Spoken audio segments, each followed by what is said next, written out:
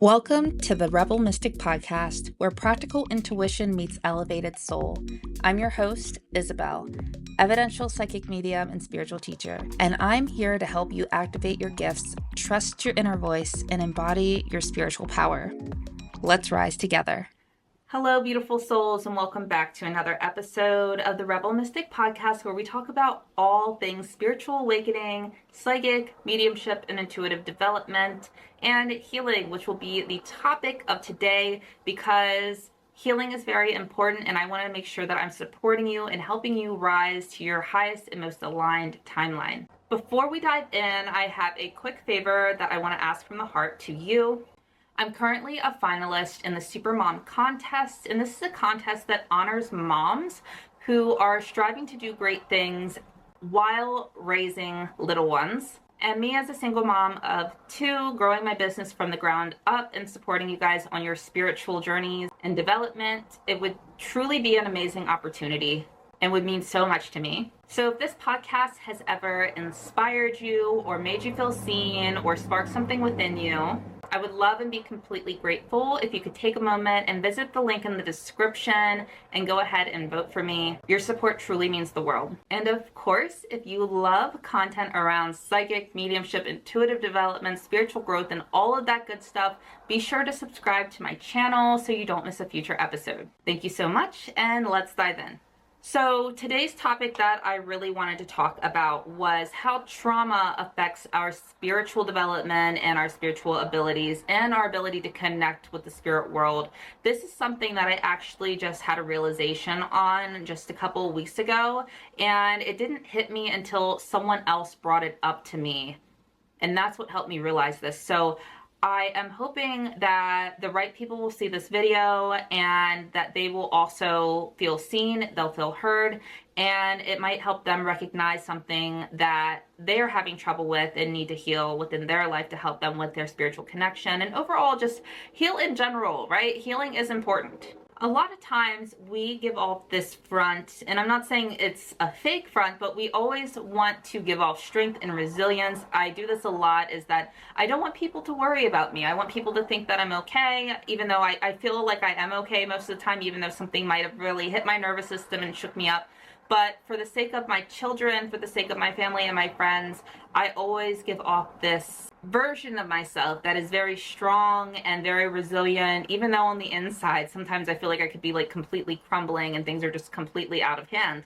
But if that resonates with you, I want you to know that I completely understand, and I see you, I hear you, I understand you. I heard someone, and I cannot remember who said this, but they were referring to our self-limiting beliefs, our traumas and negative experiences as a beach ball that we keep trying to submerge under the pool. And after you let it go, it just pops back up, it reemerges.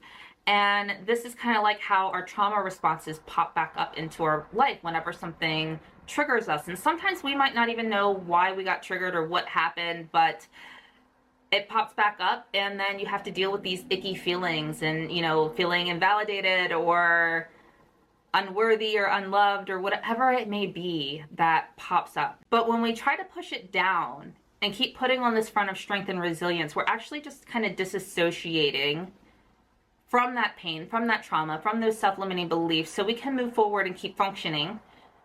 And even though we might feel like we are, you know, moving up and we're functioning really well, it's still there, like it's still lingering there, even though we pushed it down.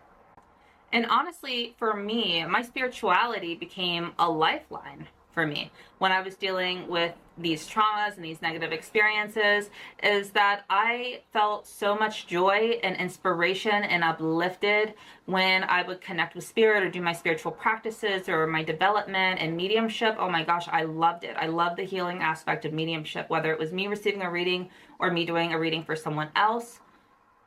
However, it took me a while to actually realize, up until recently, when I was building that connection with spirit, my spirituality, my spiritual practices, I was actually building it on a very broken foundation. Even though it gave me a lot of joy and a lot of peace, there was a lot of healing that I needed to do. However, it was impossible for me to heal at that time because I was still going through all the trauma and everything. And that's what would always anchor me down into like this human experience of like, making me realize of like, what's actually happening. And to me, there was like two ways to like use my intuition. I could use my intuition to connect with spirit, to receive divine wisdom and guidance, and, try to make the right choices within my life that are aligned with my highest good. Or I was using my intuition for survival. I was very self-aware and paying attention to how I felt in my body with people's emotions, the way that they were talking, their tone of voice, their actions, things that were happening around me. I was very hypervigilant. And it's not how I wanted to use my intuition, but I always trusted my gut, even when my logic was kind of failing me, thinking like, well, there's no reason why I should feel unsafe in this situation. But my gut, I always knew within my body. I always knew when something was off and that I had to remove myself from the situation for my own safety. And that shouldn't be the way that we have to live. We shouldn't be living in survival mode all the time. Our nervous system should be able to relax and be calm, not always on eggshells and being very heightened all the time, and I feel like that can cause disease in the body. And I'll share a little bit of backstory here with you. I am pretty much freshly out of a relationship that was very toxic. There was a lot of domestic abuse, so that in itself was extremely traumatic, having to go through that. As well as about 5 years ago, while I was dealing with all of this stuff, I had a loved one that I was very close to pass away, and that hit me extremely hard, and I wasn't able to grieve in the way that I wanted to or that I needed to, because I was trying to stay strong for my daughter who just turned 1. She was my number one priority, to make sure that she was okay, that she was safe, that we were taken care of. And then COVID happened, and it was the very beginning of that, so everybody was on edge. Everything was getting shut down. Nobody knew what was happening, but we were really scared that we might catch something. And it was really scary when you watch TV. That's why I don't ever really want to watch the news anymore, because there's a lot of fear mongering on there. But this breakdown became my breakthrough in a way. This actually led me into my spiritual path, that breaking point in 2020. And I started really developing my spiritual gifts. And this is always something that I had, like, as a child. I was very intuitive. I was very spiritually aware. And even though I have like a Catholic background, I always believed that there was more to it. I believe that we could connect at a deeper level than what we were told and what we're taught to. And that always interested me. So I really got into like psychic, spiritual, mediumship development around that time. But up until recently, I had a coaching call with my coach. She's amazing. She's a psychic medium as well. She was really helping me with my business and also advancing myself as a psychic medium. And she is extremely clairvoyant. And what she had me doing during this coaching session, she was observing me sitting in the power. And for those of you who don't know what sitting in the power is typically a meditation that a lot of mediums do, where we expand our auras out. And it's a very purposeful process to feel and sit within our own energy field, feel what that energy feels like, so we can be familiar and understand and know when a foreign energy, like another spirit, enters into our energy field, so we're able to understand and know and interpret and be familiar with that sensation. But she noticed while I was doing this is that my aura wasn't going out that far. And she also noticed that at the top, it was very, very rigid. She said it looked like an EKG. And for her, what this meant is that the reason why it wasn't expanding out that far is because I had this trauma response and it revolved around safety. And she also said that with the EKG look at the top of my aura, that this was hypervigilance. And she knew nothing about my situation, nothing about the domestic abuse, nothing about anything. I haven't shared anything with her. It was strictly just a professional coaching relationship. And I opened up to her and I said, you know what, you're absolutely right. Like, I had this domestic abuse situation, so safety is number one. Even though I consciously feel safe, I have the intention that I'm connecting with spirit, I'm safe within my area and everything, but I still struggle with safety because I lived in that state of being safe and living in an unpredictable reality for so long. So I'm trying to heal from that. And of course, the hypervigilance also became a part of that as well. So really releasing that and healing from that and just relaxing into my space while I'm trying to connect with spirit is very important for my healing process. But if you ever felt disconnected from spirit, like, this may be why. Like, you possibly might have some type of trauma response revolving around, feeling safe or trusting, or, whatever it may be. There might be a trauma response here that needs to be healed so that you can further develop and build that connection with spirit, whether that be your higher self, your guides, God, the universe, source, whatever you connect with. I just want to remind you that you're not broken. You're not alone. I hear you. I see you. I completely understand what you may be going through as well. And we are on this journey, the spiritual journey together. And I'm here to support you. I want to reassure you that you are safe here. And me having a social work background, I want you to know that this safe that I'm holding is non-judgmental, compassionate, and I want you to know that you are supported, not just by me, but also by spirit. Before we go into the healing aspects, I want to cover the 4 types of trauma responses. There is fight, flight, freeze, and fawning, which is actually somewhat of a new term that they started using. So fight happens when we have a perceived threat and we feel very defensive. We feel the need to really protect ourselves. We might feel cornered. And typically this can come out like, someone is like arguing with you or something like that, and you feel the need to really defend yourself. This might even look like an anger outburst of like kind of lashing out in a way. And then we have flight. This is something where you just feel like you need to run away. You need to get out. You don't want to be in this area anymore. This can feel like a major sensation of anxiety. At least it is for me. Like I actually get like the knot in my stomach that I'm like, oh my gosh, oh my gosh, oh my gosh. And I need to like literally get out. And I used to do this when I was in college and I had a presentation. I would get this flight feeling, and sometimes before the presentation, before class even started, I would go out and jog and then come back and I'd be ready to go. It's a great healing technique. Jogging and like running that energy off is amazing. And then freeze is kind of like how I explain like the deer in headlights. It's like, say if, something is happening and it gets your nervous system like up in a rut and you kind of just go blank. You go numb. You kind of just disassociate from it. And this might come off like you just kind of checked out, but when I've experienced this, I have like 1,000 things running through my mind. I don't know what to say though, and I'm blocking out what the other person might be saying or whatever is causing this response. That it's like I'm listening, but I'm not hearing you.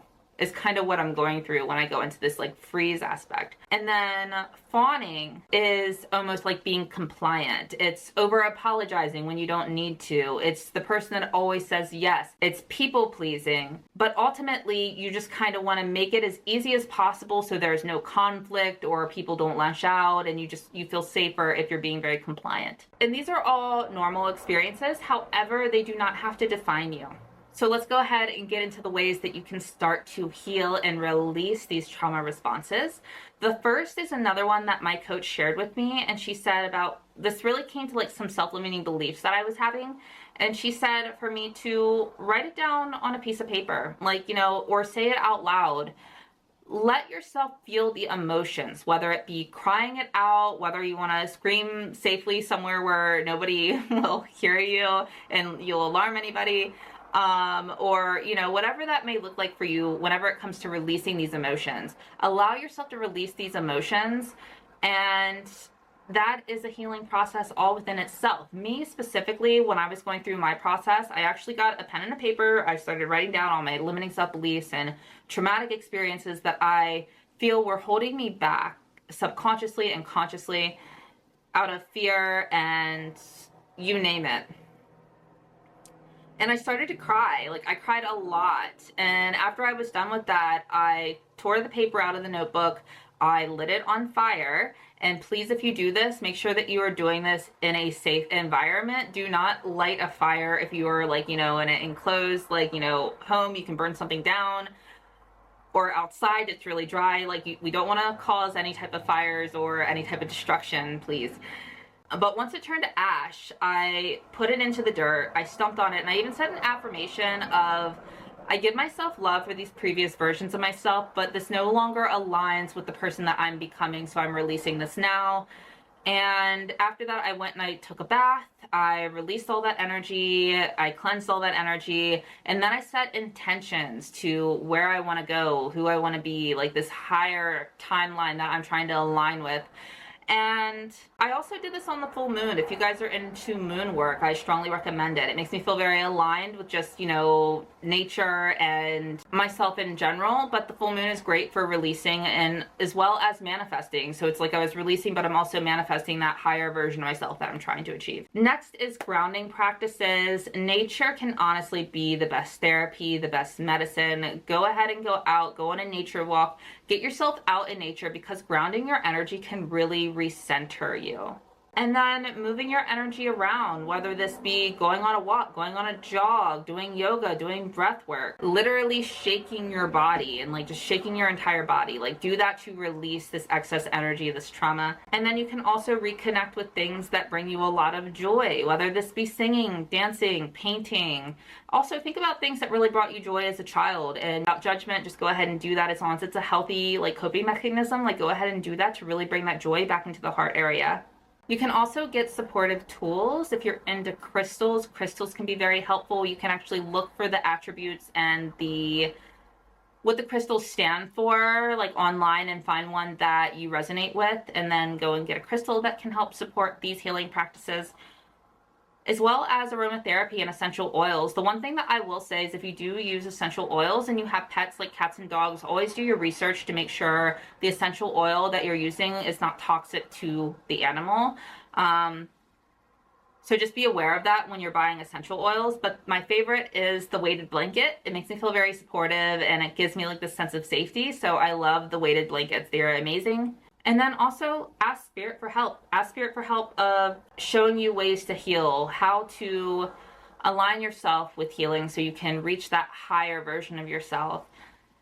And of course, there's no shame if you feel the need to talk to a professional, talk to a therapist, and have them help you move through traumatic experiences if it's something that's very heavy and you feel like you need that extra support. There's no shame in that. If this episode helped you feel seen and reminded you that your trauma does not make you any less spiritual, it makes you human, I want you to know that healing is your way back to power. And if you're ready to go deeper in your psychic, your mediumship, or intuitive development, I want you to just check out my Stan Store link in the description below. I have a bunch of PDFs there to help you. Well, it's 3, but they can help you with your intuitive development, as well as my group mentorship that I have going on. And you can apply in the link below if you're interested in group mentorship. We go really, really deep in the 10-week period to help you really hone in and develop your psychic abilities. Until next time, keep healing, keep rising, and keep trusting that magic within you. And I will see you in the next episode, my friends. Bye-bye for now. Thanks for tuning in to the Rebel Mystic Podcast. If you loved today's episode, don't forget to subscribe, share, and leave a review. Want to go deeper in your development? Explore my signature mentorship, Awaken the Psychic Goddess Within. Linked in the show notes. Until next time, stay grounded and stay open. Your magic is needed.